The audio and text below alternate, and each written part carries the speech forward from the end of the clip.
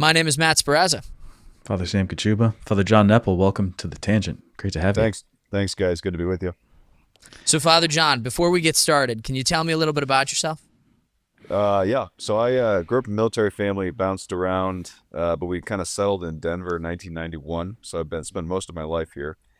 Grew up Catholic, like a lot of us. No faith, no explanations, just rules, and hated it, rejected it, and had a conversion back right before my senior year in high school, which then led to priestly vocation.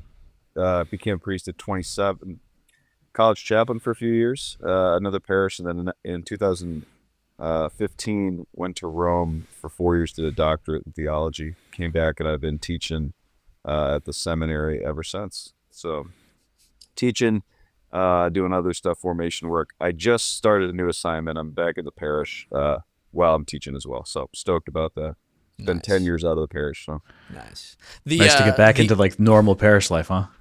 Yeah, and like affirming nice people. Seminarians are the worst. I love them to death. But I got more affirmation in one Sunday than like 6 years of being the bad guy and the professor who's catching them. Right on. Right. And yelling at them. Sorry, it's been great. Yeah. So 14 years of priest. I like how you described the Catholicism growing up. Right. All rules. That always works, doesn't it? Yeah. Removing the charisma. Great parents. I think that generation, they would describe it as just being ill-equipped. They're like, we didn't know the answers. Yeah. We didn't ask questions. They were kind of the last running out of gas cultural Catholicism kind of boomer generation. So I don't fault them for it. And now everybody's on fire. My dad's a deacon, so. Nice. But yeah, cool. crazy. Nice. That's awesome. Yeah.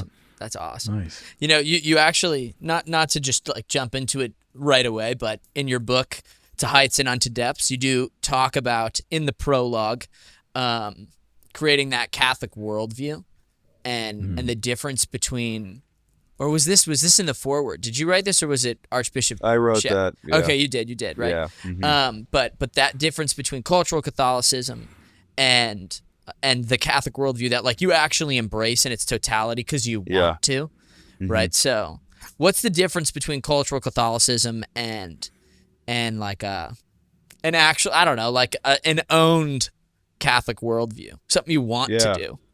Yeah, I guess that might be the difference, wanting to do it. But yeah, great question. I think that faith naturally translates into culture.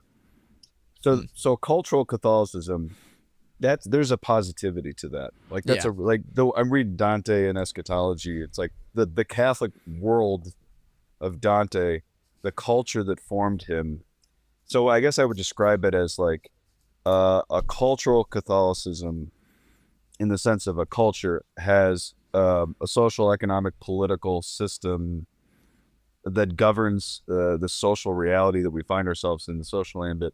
And it's imbued and baptized by the principles of Christian faith. So there's a value set to it. And I think that any kind of authentic culture is like that. We have to be rebuilding a culture. It's a counterculture. It's not and I think what happened was with cultural Catholicism, kind of the end of Christendom, so to speak, was you had a clearing out and a secularization of the worldview. All I had was the shell, really. And it was just kind of being emptied from within, and then it ultimately is collapsed, but also being reborn, So. Yeah, what's the, I was thinking about this while I was reading your book, right? Like, because you talk, we're going to get into all this, but you talk about the book of nature and the book of scripture, right? And I was thinking about, like, inevitably you would have to include the book of liturgy, and so like the smells and the bells are good, when you are engaging in the liturgy. At least they've been beneficial to me. But how do we prevent the smells and the bells from being only the shell? I'm not trying to rhyme as many times as I am, but do you know what I mean? How do you prevent that from being this external experience that doesn't actually like hit home, and instead like opening up the door? How do you open up the door internally? Yeah. I actually just had you on the show so you could answer. These are amazing questions. I've been really, really good. I've been doing a lot of the whole podcast thing. You guys are, this is fun to talk to. All right, cool. Yeah. Really interesting conversations. You're also free to just say next at any time you want, yeah. and then Father Sam will jump in. So I would say this. I would say the sign of a healthy Catholic worldview is one that is authentically human. So it's incarnational. That's why we love the smells and the bells. But part of being authentically human means the capacity to interiorize cultural experiences in such a way as to like really bring them into you and integrate them. The problem with the smells and the bells and the annoying Catholics, and you know, sometimes we get seminarians like this who are just like all into the externals. It's actually a sign for me as a formator of like, this guy's got a weak internal identity. He doesn't know who he is. So he's grasping at externals and he wants to kind of do that. And I think we're doing that as Catholics on a kind of cultural level right now. We don't know where we are. We're in an epochal shift right now. It's crazy what's happening. Technology is transforming everything exponentially, the human experience. So it's like we're not bad. We're just so kind of all over the place. It's like, oh, we got to go back to the Latin. We got to go to this. We got to do this. And it's fine, but it's not being interiorized, I think. That's the problem. And it makes for a stifled humanity. A stifled humanity. That's a good one. Yeah, the truth is... I want to say something about New Englanders also in light of authentic humanity. I had my first trip to New England over Easter, and I was up in Dartmouth College with a buddy who's a Dominican up there. So a couple Dominicans, and one of the guys, Father James Cuddy is his name. He's a Dominican. Yeah, sure. And he's a Massachusetts boy through and through. You know him? I've met him a couple times. Yeah. The first, I won't repeat what he said to me. Like the first thing, it was hilarious. It was so in your face, and I was like, "Oh wow, this guy hates my guts." I'm like, obviously, I have a super annoying face apparently. And by the end of the Triduum, it was like this guy's like a total boy. It's just amazing. We were friends, you know. But it was like I love that New England. Like you're not in. Yeah. Once you're in for like, good. You're in for good. Yeah. My uncle played hockey on a team in Boston. Nobody talked to him the whole season. He came back the second year, and then they became friends with everybody. But that was like, you're not from here. It's awesome.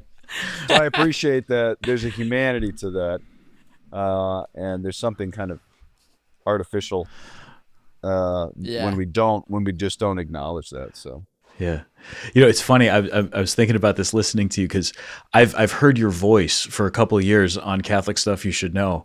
I've never seen your face. I have no idea what you look like. So it's like, this is kind of a jarring experience. I've been listening to your podcast for a long time, and now I get to see you face to face. This is really cool. I'm loving it. Yeah. Thanks, man. Thanks for listening. Well, tell me about that. Just going from, I think you've got a lot of things that you're doing that are so powerful. I mean, forming seminarians, forming that next generation of priests, which we so desperately need, good holy priests who are well formed.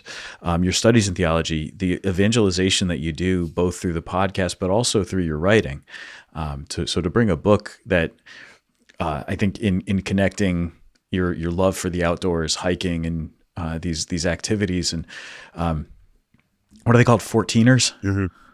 Yeah. Wait, so what's that mean? What are the 14ers? What's that mean? 14ers are peaks that are above 14,000 feet. We have 54 of them in Colorado. The number's contested, but I'm old school. There's 54. That's a whole other tangent. So yeah. I've got friends who live out. You go on them at any time you want. All right. Yeah, that's a good tangent. I got friends who live out in Denver, and they came back to Connecticut. They're from here originally. Kelly and Kevin. If they ever listen to this, I just want them to know that I'm thinking of them. I thought you were going to ask if you knew him. Kelly, Kevin, if you know him. But they love being outside and everything. They came back out here to the East Coast, and their little son got off the plane, and the first thing he asked mom and dad was, "Where are the mountains?" Where are the mountains? He has no idea what to do when there's no mountains around. I'm like, yeah, I think we have a hill that's like 500 feet high. Right. 14,000 feet is a little bit different for us out here. The knowledge that a Western person has of Eastern geography is embarrassing. It's like not even kindergarten level. I was like, where is Connecticut? Because I guess the Connecticut River runs through Vermont and New Hampshire right on the border. He's like, this is the Connecticut River. And I was like, what? Where is Connecticut exactly? He's like, that way. But it's funny. It's the opposite. I studied in Rome with a guy from Manhattan, and he was from Manhattan. And we're having lunch, and he looks at me and he's like, "Where are you from again?" I was like, "Colorado." He goes, "Is that near Kentucky?" And I was like, "No, no." He was dead serious. So a little expansive out here. So, anyways, 54 14ers. It's a kind of a big deal to climb them, especially to climb them all. Yeah. And I love saying mass on them. It's just amazing. It's an incredible gift. That right there is, I think, one of the most powerful things that you didn't just do the outdoor goal. Like, let's go out. We're going to hike these trails. We're going to climb these mountains. And to kind of put another notch on and say, like, yeah, we conquered this one. We conquered this one. But that you also said mass on each of them. That you got to go out there and you made this not only a feat of hiking capacity and accomplishment, but it became a spiritual thing for you as well. And I think that's a really important thing. How do you help people bridge that gap between like what seems to be just a normal mundane activity and the really profound spiritual and encounter with God that can take place even in those things that seem so ordinary? I just want to say I don't believe that climbing a mountain is mundane. Father Sam might have a low opinion of climbing a mountain, but I am impressed by the fact that you climbed several 14,000 feet tall mountains. Okay. Yeah. You've got my respect. I appreciate it, Matt. I was feeling that for Sam. He's one of these guys who builds you up so he can knock you down. Yeah, that's right. That's the whole idea. Yeah. You're telling me he was my chaplain when I was in high school. I was vulnerable. He would build me up, and then he'd tell me to go back to class. Yeah. I think that what you described is the central project of building up Catholics right now. I mean, I think that we have to have a worldview by which we're able to spiritually interpret the reality of things in our lives, everything, as meaningful. That's the key, is that if the incarnate Logos is the center, so Jesus in John calls himself the Word, that's Logos. If you've never heard this before, for people who are listening, John chapter 1. Logos means... I went to seminary too, Father. I knocked you down too. I'm on Father John's side. Yeah, I know. Did you go to St. John's in Boston? No, I was at the NAC. You were at the NAC, okay. Yeah. Yeah, you're way too normal to be an actor. I'm just joking. No, that checks out. That checks out. Yeah. No, it's weird here. Like we have, so Matt and I are in the Diocese of Bridgeport, which is, if you're looking at the map of Connecticut, we're in the thumb that sticks down towards New York City. And so we can draw a picture of Connecticut for you if you need us to. We're in this, yeah. We're in this weird part of Connecticut that is like, my joke is always that the rest of Connecticut doesn't believe that Fairfield County is part of Connecticut, and the rest of New England doesn't believe that Connecticut is part of New England. And so St. John's Seminary up in Boston, that might as well be Rome, like a completely different planet, as far away as humanly possible. We don't send anybody up there. Our guys go to Yonkers to St. Joseph Seminary in Dunwoody. Okay. Yeah. Is there like a seminary? Like, are there rivalries between seminaries? Yeah, so on the East Coast, they've got St. Charles Borromeo and Mount St. Mary's Seminary, and I think St. Mary's in Baltimore. They have this like decades-long sports tournament. Wow, yeah, where they like every year they get the guys together. They play soccer, they play basketball, and it's like a big. I think Mount St. Mary's Seminary in Emmitsburg wins every year because I just don't think the other places have enough guys to compete. And a couple years ago, they had that guy, to play baseball with 3 people. Father Chase. What was it? Father Chase in Peoria, Illinois. Anyway, he'd been a professional soccer player. Oh man! And he was at the Mount, and so he was just like mopping the floor with anybody who came at him. Yeah. He didn't need a team. He just went out by himself and did it. There's a basketball tournament every year, kind of Midwest, West seminaries. There you go. In Chicago, in Milwaukee, kind of rotates out. But we always get smoked by that. And my guys are super athletic, but they're like trail running and rock climbing. Right. And They skiing. climb mountains. And then it's like football, play American sports. Yeah, like basketball, team sports. Right. So Right. You got to start hosting it. Bring guys out to play in Denver where they're not used to the altitude, and then 100%. You'll just run the table. It'll be great. Yeah, that's what we got to do. So I think back to the question. That was a good solid. Oh, yeah, there was a question. Yeah, Father, solid. I'm You guys so are sorry. This is going to you be a guys are terrible natural. experience for you. Yeah. No, I've been bantering and on tangents for 15 years of the podcast, so good. I feel right at home with you All guys. right, good. Yeah, it's that's the key, is the meaningfulness. We're made for meaning, but the experiences of life feel meaningless. That's what suffering is. It's powerlessness and the perception of meaninglessness. So finding meaning in things is like that's the key. And I think that doing physical things translates in such a way, it kind of opens us up. The point of the book is to say that creation is, there's only one place to pray to God and to encounter God. That's in creation. We can't not. But sometimes we talk and pray like we go into whatever, kind of the ether, and that's what prayer or contemplation is. But contemplation is, this is God. We discover God in the incarnation, in creation. So immersing ourselves in creation is kind of a way to kind of get out of the trap of the digitalized kind of iPhone world that we just find ourselves in. And that's why I kind of think it's like a school. Contemplation, it's a school of rebuilding the Catholic worldview by immersing ourselves in it. Hearing you say it that way, it's a very expansive definition of creation. Then a lot of times we think about like, let's get out into creation. So that means get outdoors, almost forgetting that even like we encounter Christ in the Mass. We encounter Christ in the Blessed Sacrament when he's reserved in the tabernacle.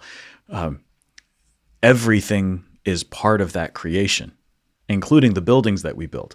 Now, getting outside, don't get me wrong, that's really important.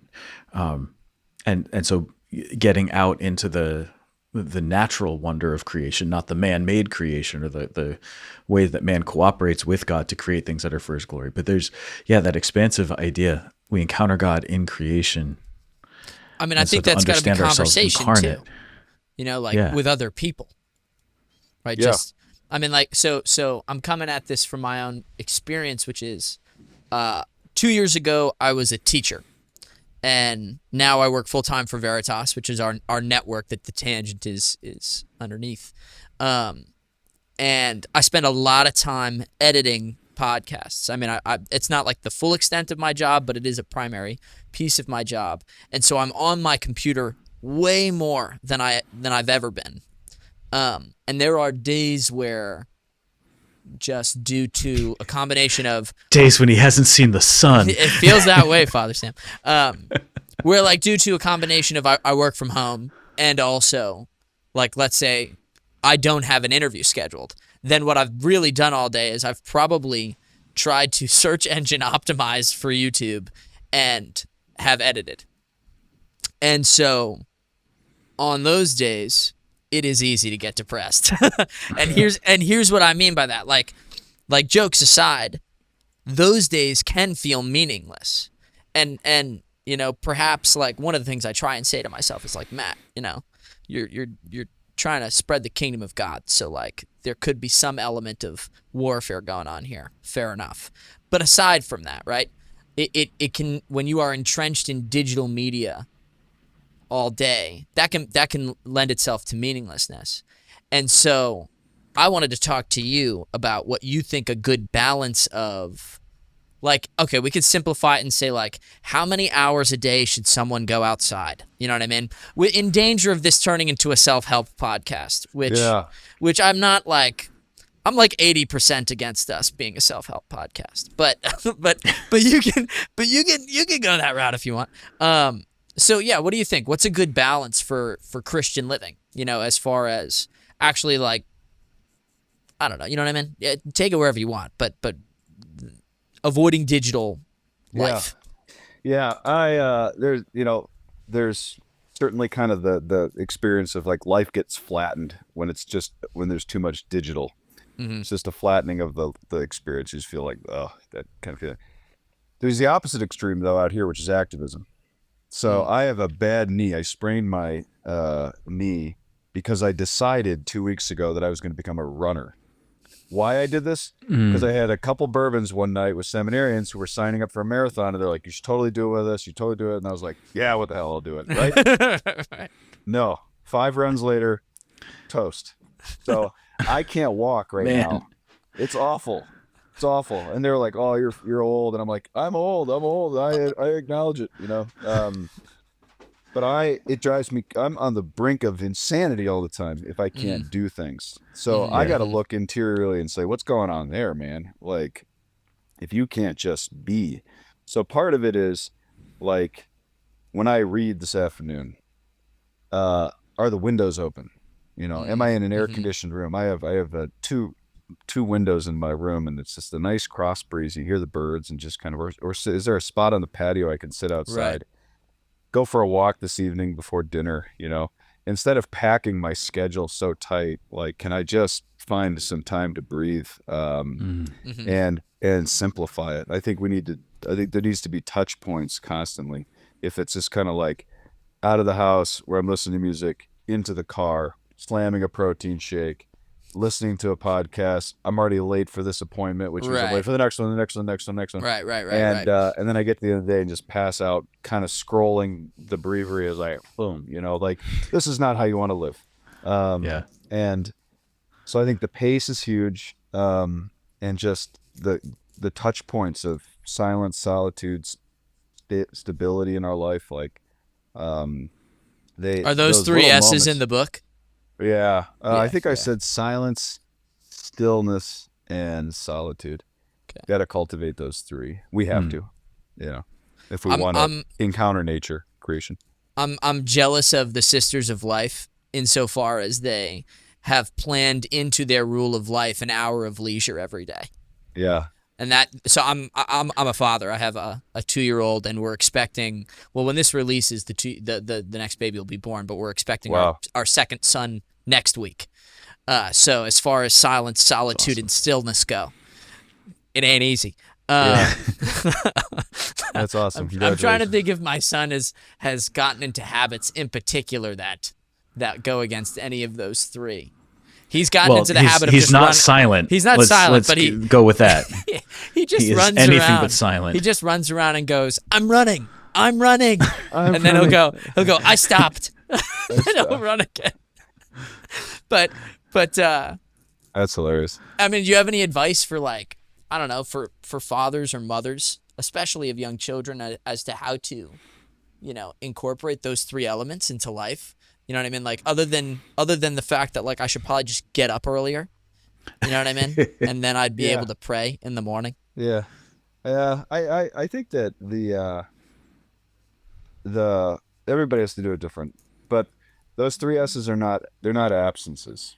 They're not negative. So it's not silence is not the absence of noise necessarily.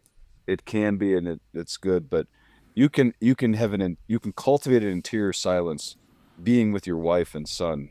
It's a kind of receptivity. So there are deeper things than the kind of immediate dispositions. You got a talkative, funny kid. You're not going to have a lot of silence. Yeah, you might be able to get up early and get a scraps of the day. Right. You can't try and see it. It's too dialectical if we try and build that out. And it's like you kind of work with what you have. And then look for the occasions to do that, praying the rosary in the car instead of listening to music. It's just a little thing to do to kind of cultivate silence. And then I also think, like, what is the kind of interiority I want to have around my son? And then I want to share life with them, because kids are so fun, because they're so dialed into creation, because they're fascinated about everything. So they're sitting and looking at the tree, and then they want to inspect everything, and they're kind of unpacking the physicality of things. It's really amazing. And they just want to share life with us as fathers. I had a hilarious conversation with an 8-year-old kid yesterday. He was like, "Hey, if I become a priest, can I live with you, Father John?" And I said, "Absolutely. What should we get for the house?" And he said, "Golf simulator." And I was like, "Done." Yeah, he knew right away. But he's like, he's an 8-year-old kid. He's obsessed with golf. It's like, this is amazing. I get to live with this guy. We're going to have a golf simulator. Like, discernment over. It is 100% a vocation to diocesan priesthood. Yes, yeah, exactly. Yeah. But it's cool to think, like, how is my life? How do I cultivate those 3 S's in such a way as to be totally relational, more relational?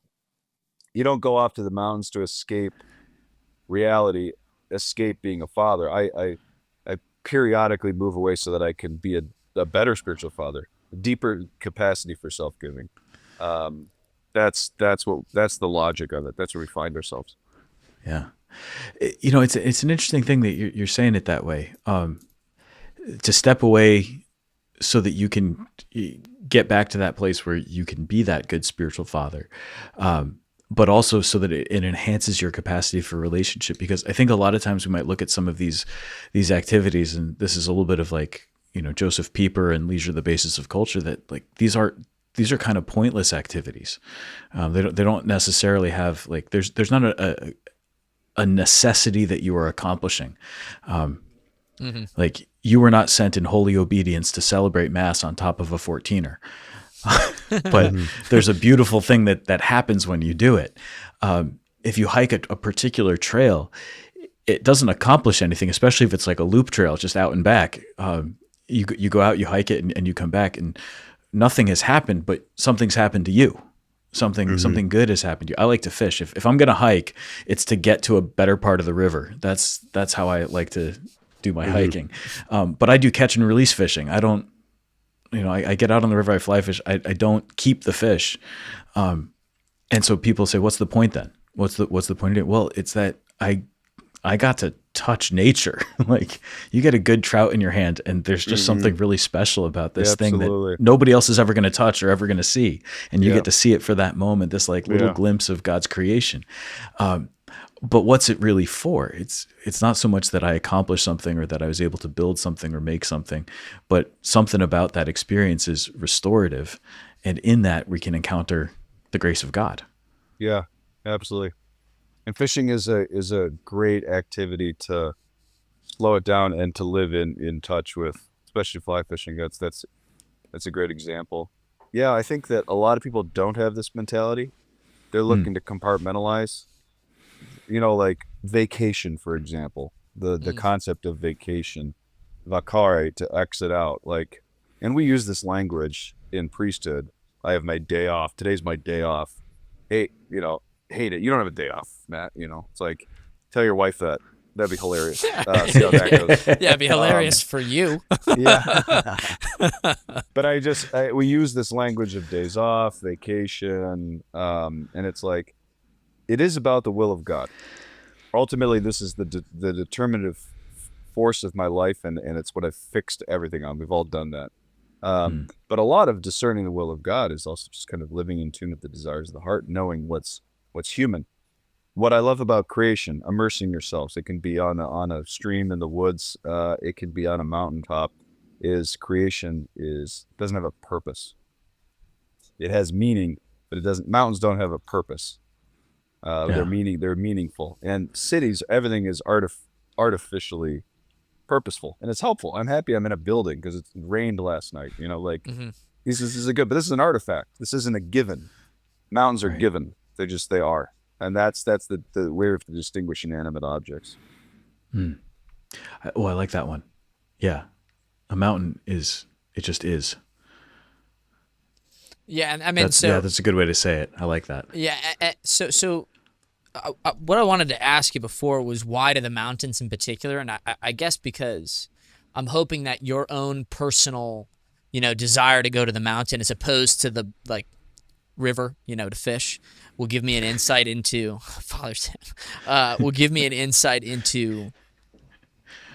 why they're meaningful, right? So so mountains are meaningful. Artificial objects have a purpose, as in they have an end to which we can use them. But in your book, you also, or no, I guess I see. I'm getting you and Archbishop confused. Who said that mountains are holy, as in the way the Hebrew term is holy? Was that you, or was that Archbishop Shepu? I think I was Shepu. Okay, so he says that mountains are holy, but in the way that the Hebrew, the definition of the word holy in Hebrew, I always understood holiness as something set apart, right? It's been set apart for God. So maybe you can help me understand that. How does nature help you grow in holiness, per se? Well, I'm trying to think. I'll have to look at what he said in that forward, because I would call mountains, there's something sacred to the heights. Okay. So sacred has a kind of a numinal sense. It's a pointer. It speaks of I see. a spiritual reality that transcends the world. So we believe that as human beings, Right. what's so amazing about being a human person is that we are a recapitulation of the cosmos in ourselves. We're the meeting point between the physicality and the spiritual. And so there's something about the heights that call us to, and have always done that. They've just Right. always elicited this desire for transcendence in the human heart. Mm-hmm. Holy, kadosh in the Hebrew. It is more of a setting apart, consecrary kind of Okay. the, All the right. chosen people. So maybe he's referring to kind of like, early part of Genesis, not so much kind of Abraham and the covenants, that kind of Right, thing, which right. would have been the chosen people separated, but a kind of a broader kind of cosmic sense of holy, as in a place of indwelling. I think that there is something though about the mountains being set apart as just a sign of God's grandeur and his glory. So like in that way, they're this reflection of the holy. I did about 2 months in Wyoming last year on a sabbatical, and Nice. being What he's out in the trying to mountains say is was, he's also an outdoorsman. Yeah. well, He's got a cowboy hat. for very short portions of my life, I get to say things like that, and on Yeah. Thursday I might get to go fishing if I'm really lucky, but there's this, Right, it's your day there's off, just so. something, yeah.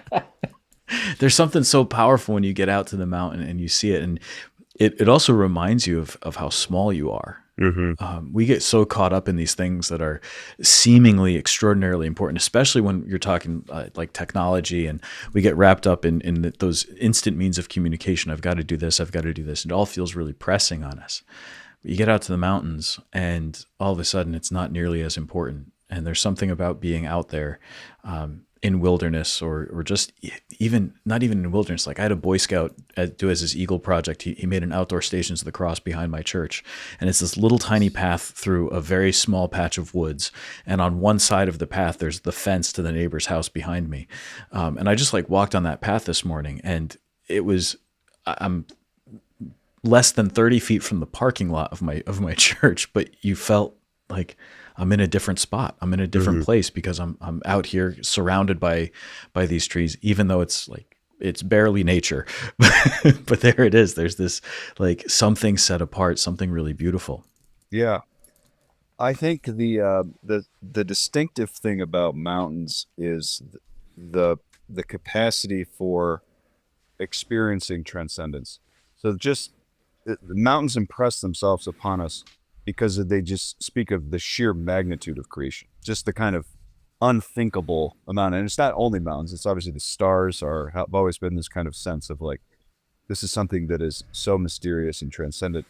The ocean, that kind of thing. I don't fly fish that often because I'm just a bad fisherman and a fundamentally impatient man. But Sounds like you should go fly fishing. I know.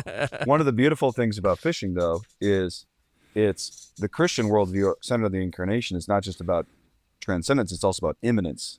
So, as you're talking about, I took my nephew fishing, and he caught his first fish, and it was nothing short of a divine intervention that I got a fish on the hook for him. But he was holding this thing, and he was just absolutely enamored by the beauty of it. So there's something about imminence as well, the complexity of the tiny that we have to kind of hold them in play.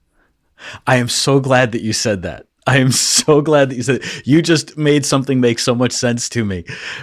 My friends who hosted me for part of my sabbatical, they were excited because they had another priest who was going to come out, and they said, we're excited for you guys to meet because Father is really transcendent in everything, and you are imminent. Like your whole thing is imminence. And I'm like, I didn't fully get what they meant. He's a religious priest. I'm a diocesan priest. So I thought it was just that I tend to take a practical approach, kind of pragmatic to different things. And then I realized, no, like taking Father fly fishing was like insane because he would just get lost looking out at other stuff. And here I'm like, let's go. There's a fish right there. Get it. And I'm like, and you know where they're going to be and you're trying to figure it out. And that makes so much sense. Thank you. You've crystallized something for me that I didn't even know I needed crystallized. So I appreciate you for that. Can you tell us a little bit Imminence. about, yeah. Tell us a little bit about Catholic stuff you should know and getting a podcast started. And I mean, you guys are one of the early Catholic podcasts that started making an impact. Yeah, we on a road trip in the summer of 2009 up in Banff, in Alberta, and with my brother and a couple buddies. I'm not a priest yet, and yeah, one of the guys is like, "You guys ever heard of this thing called a podcast before?" And I was like, "What is a podcast?" And we listened to Stuff You Should Know, which is one of the first and one of the most successful. Great podcast. But one of the guys is following Catholic. And so they do one on what is an exorcism or how an exorcism works. And it was just trash. So I was like, we should start a podcast, Catholic Stuff You Should Know. And so we wrote them and they foolishly said, sure, yeah, you guys can take it. Because we loved what they did. And they're still so awesome. Like just the style. You get two guys in a room hashing through something. And then the banter started to develop and different guys came on and we just celebrated 15 years. And awesome. Father Mike, who founded it with me, just announced he's done. He's kind of been on and off because he was in Rome for a number of years. We got some young guys who are involved with it, all part of the Companions, which is a community of diocesan priests. So, yeah, 15 years running. So, wow. Pretty amazing. Tell me about the Companions. Companions of Christ were founded in 1992 in St. Paul, Minnesota. It was a group of guys who felt called to be diocesan priests, but wanted to live priestly fraternity in the specific form of the common life. So there's a lot of different ways that you can live priestly fraternity. Father Sam and I, by the nature of our ordination, it is required of us, it's demanded of us. We can't not live out the fraternal bond that Vatican II speaks about. But one of the forms of that, the highest form, is the common life. And that is largely disappeared in the last 50 years or so. And so there was the idea to associate, to create a community of diocesan priests with this intention. Now, you can't hold the bishop to assigning you together, but the idea is that when possible, I live with 3 priests here, and one guy's a high school chaplain. I work at the seminary. The other guy's a pastor. We all live in one place. That works pretty well. So we have holy hour in the morning, meals a couple days a week, recreation, when we can, and just kind of building out a life together. That's kind of, we call them households based. Mm-hmm. And we've been doing that for about 18 years. In 2007, we started it in Denver, but we took it from Minnesota. So they were the OGs. Is it like you're in this house with, these men for increments of time, like because you can get moved, so like you would move where you live as well, I assume. Yeah. I mean, it's this actually showcases the Northeasterner in me, which is like everything here is within. I mean, it might take you like an hour to get there, but it's like 10 miles away. Yeah, you know what I mean. So like, I guess that's not a problem for you. You're probably super spread out. We are. So like, and it doesn't always happen where guys are assigned where they can live in community. So we have, I see. The Archdiocese of Denver is the northern third of Colorado. So Father Mike, my buddy, this is shortly after we started the podcast, he got assigned to Craig, Colorado, which is 4 hours from Denver. Wow. 4-hour drive. So we're like, all right, we got to get creative. So we got the days off, aligned the masses. Sunday afternoon, once a month, we get in the car, we go to Mike, spend Monday together, come back Tuesday morning. Right. Golf, fish, ski in the winter, do whatever. And then once a month he comes down. So every 2 weeks we get a full day, 2 nights together. Right. And that was a huge source of stability for him, being pretty isolated. Right. And so like right now we have a guy who's 3 hours into the mountains. But most of our guys live in community most of the time. So just kind of do you find any what the bishop can do?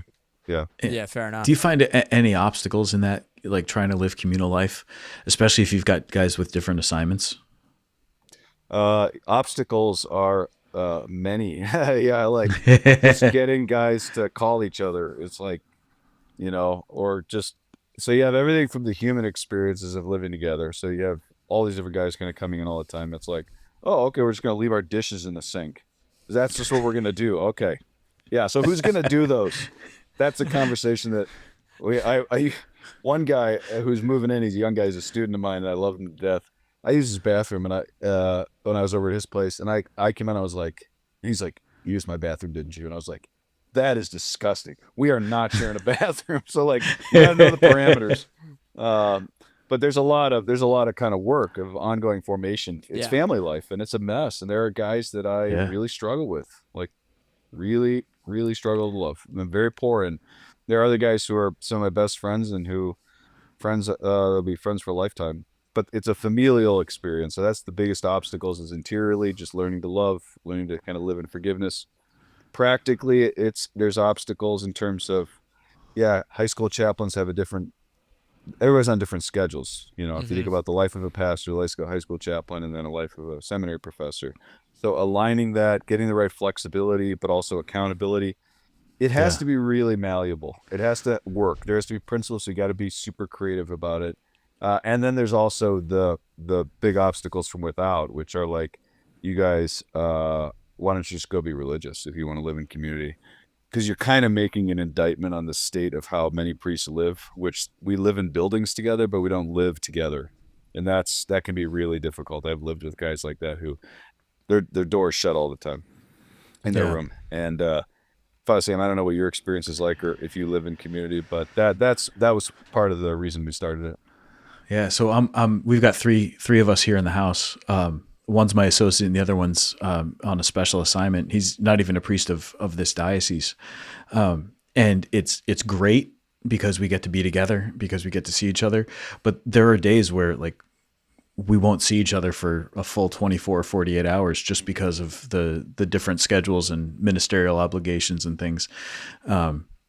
My resident priest here, he's like often on he's got to travel a lot. So sometimes he's just gone. And we just realized, he forgot to tell us where he was going.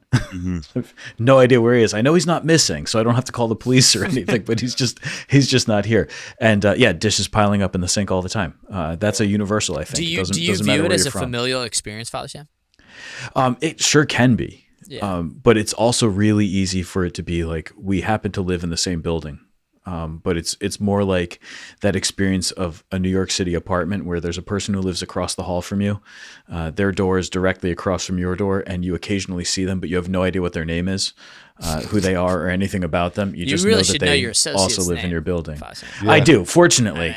Bill. I mean, Brendan. Yeah. No, it's like, fortunately, I'm able to have a good fraternal relationship. I think, at least. I hope he thinks the same way. Yeah. But yeah, it can be hard because, again, that like those schedules pick up and everything. But I agree, Father John, that there's that space where, in a way, we kind of need the indictment on the normal system that we have of how we live as diocesan priests, because it's not good for us to be completely on our own. It's not good to be isolated. And at the same time, it's not good for us to just be occupying the same space, but never actually talking to each other or having any kind of contact. So do you guys have a set way of like, we're going to pray together this many times during the week or at these times? Is it like a rule of life that you're making a commitment to following, or? Yeah, it is. You make a commitment, annual commitment each year. Basically, It's a morning holy hour, 4 days a week. It's 3 meals a week, one of which is a Saturday night deal, Lord's Day kind of celebration. There is a twice a month meeting with a fraternal group. So your core group of guys who you're kind of walking with and sharing life, like baseline vulnerability stuff, are not the guys you necessarily live with. So your houses can change, but your fraternal group stays the same. So meet with those guys, and then like this Friday, we'll get together for a full afternoon and evening where we have some kind of common study, more time for recreation. That's a once a month deal, and then once during the year we take we go on conference together for a few days. Guys do retreats together, and then we have a little vacation. So it's basically just the kind of parameters and commitments to kind of hold the life together. And then a lot of it just has to be intentional, and a lot of it's each man, like not to be too hard on priests. I mean, we're dealing with trauma all day long. And there's a lot of guys who are just so exhausted from the social thing that they just are like, I don't want to Right. I don't want to talk to anybody right now. I need to process this. But that's like, again, if this is like, well, it's Netflix and a whiskey by myself, that's not gonna end well. Right. And that's where we got to kind of figure out how do we move through it. But it's a very intense life, and I get it why guys are like, I just need some solitude. I need kind of a cell, but we got to protect that if we're going to do that. So. Yeah. So, Do you think it makes it easier when guys have to make an assignment move if they don't have to move their residence? Like they're already living with a group of the companions and new assignment comes up. So now you're going to be taking care of this parish over here, but it's close enough to where you're living now that you don't have to move. Does that help? Because I know like for us, if we move, we're moving residence also. You get a new assignment, you're moving to a new house. It might be 10 minutes from the house that you used to live in. It's not necessarily going to be all that far away. In the Diocese of Bridgeport, you can't drive for more than 15 minutes without hitting another parish. Wow. We're super close to one another. Like in my town alone, there's 6 Catholic churches. Crazy. We're a little overplanted, you might say sometimes.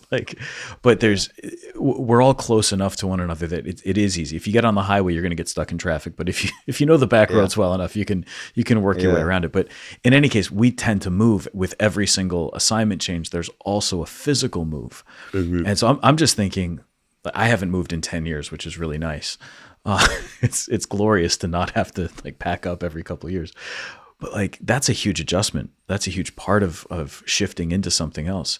Have you seen that happen for companions where they have a new assignment, but they don't have to change their residence, and so it's just easier for them to transition into the new ministry?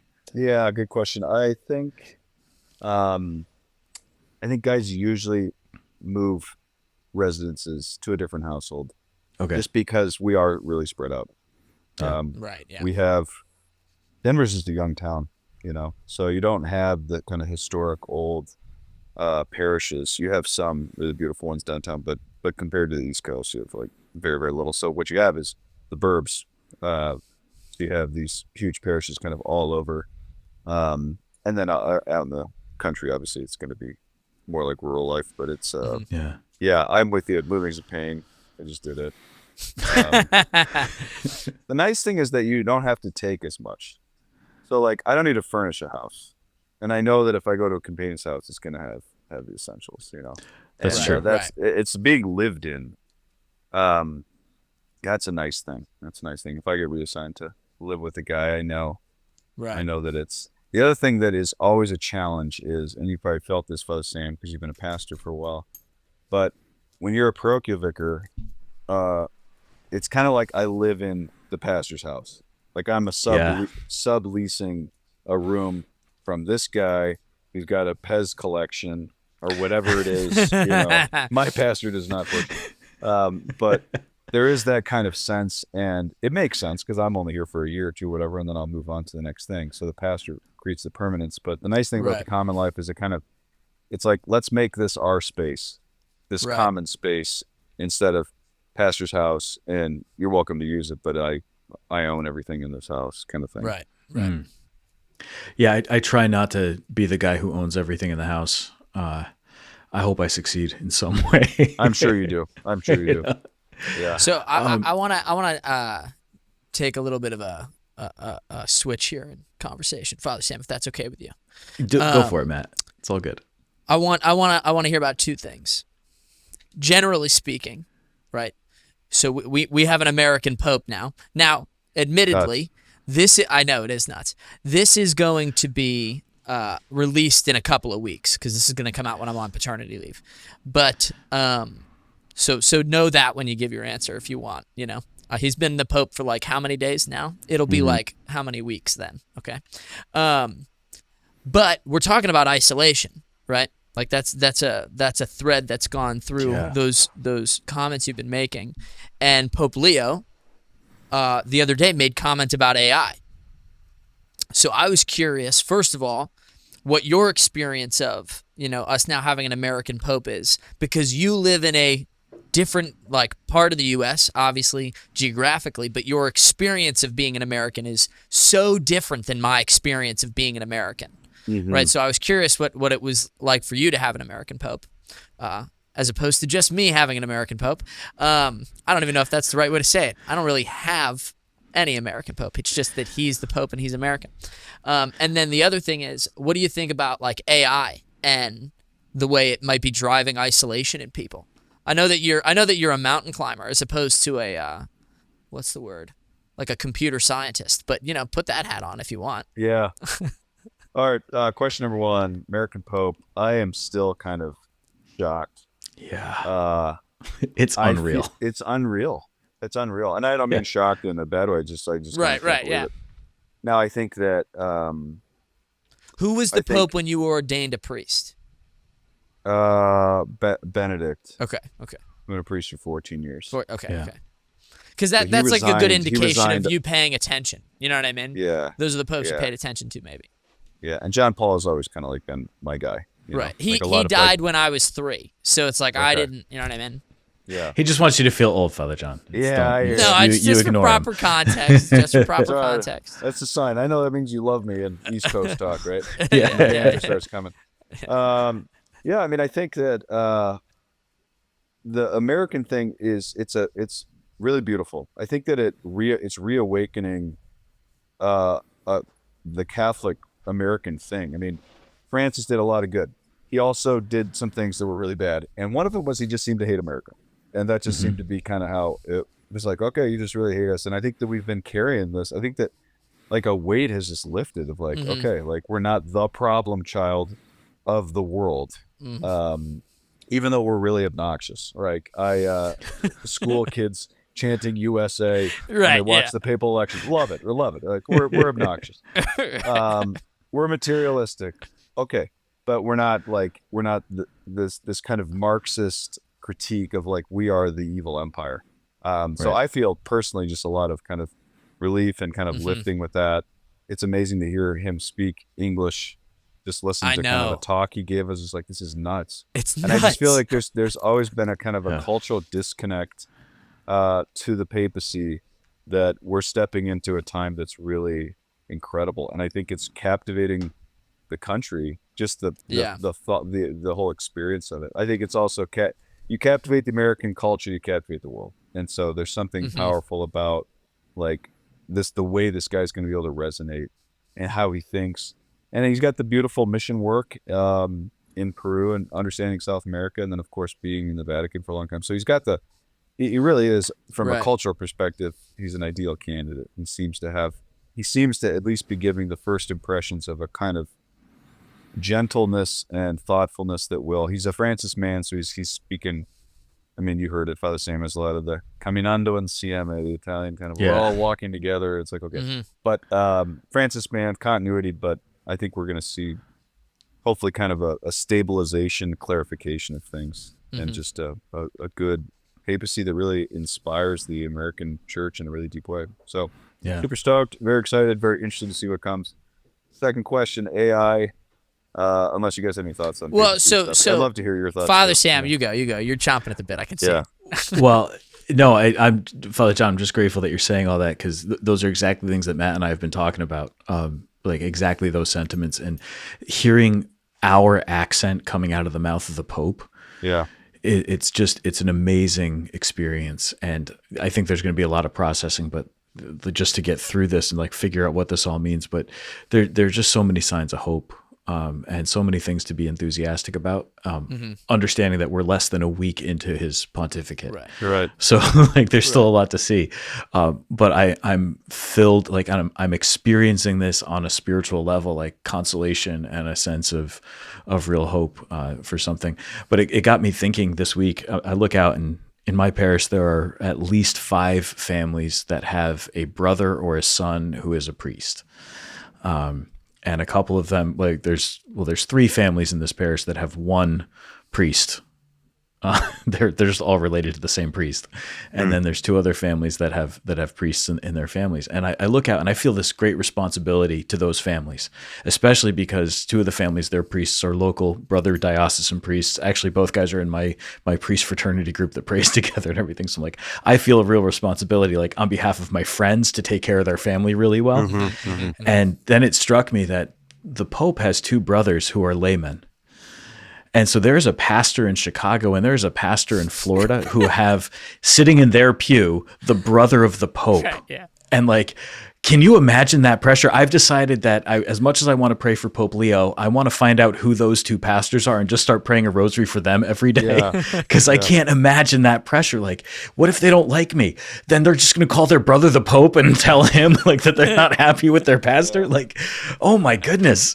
You want to talk about accountability though? It could be a great thing. That's wild. I hadn't thought about that. That's crazy. It's like the only thing that's been on my mind lately is these poor priests. You're such an empathetic person. What can I say? Yeah, you are. When you look up the word compassion in the dictionary, it's just your picture. I don't know why I regressed to a 12-year-old there. But something that I'm really hopeful about with Pope Leo is, he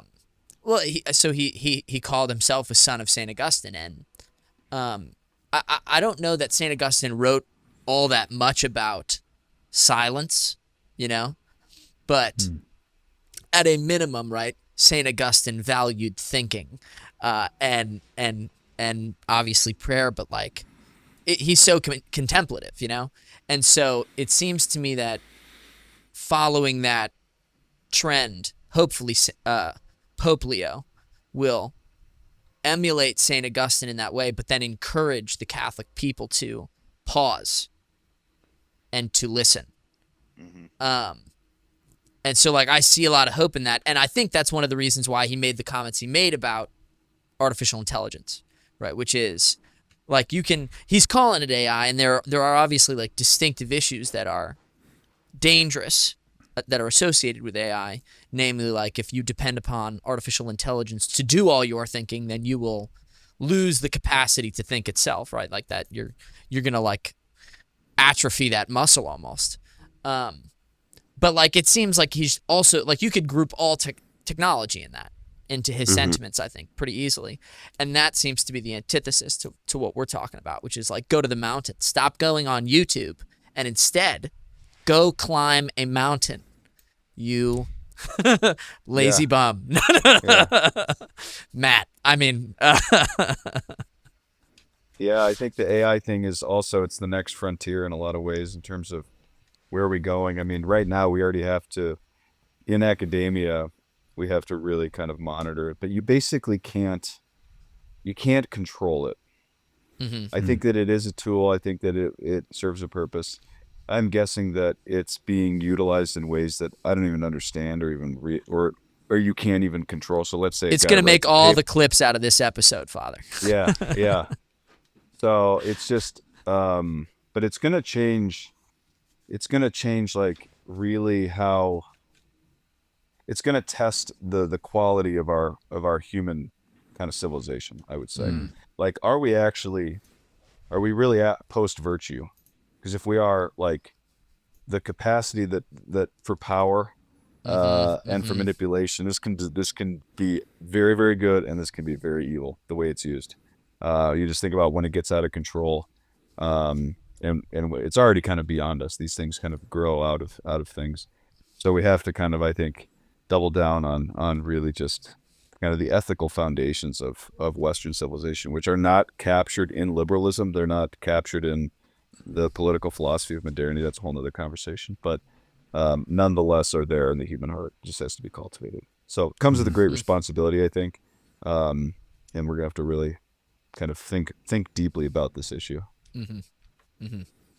That feels like a nice place to stop with a Spider-Man quote. With great power comes great responsibility.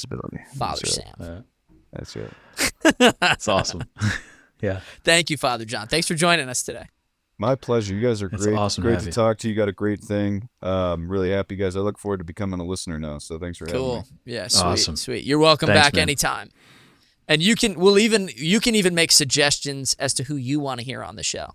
Yeah. All right. Okay. We'll stay in touch on that. But we reserve the right to say no. Okay. Father John, thanks so much. Great to have you with us. Thanks for watching today's video. Let us know what you thought down below, and don't forget to like and subscribe.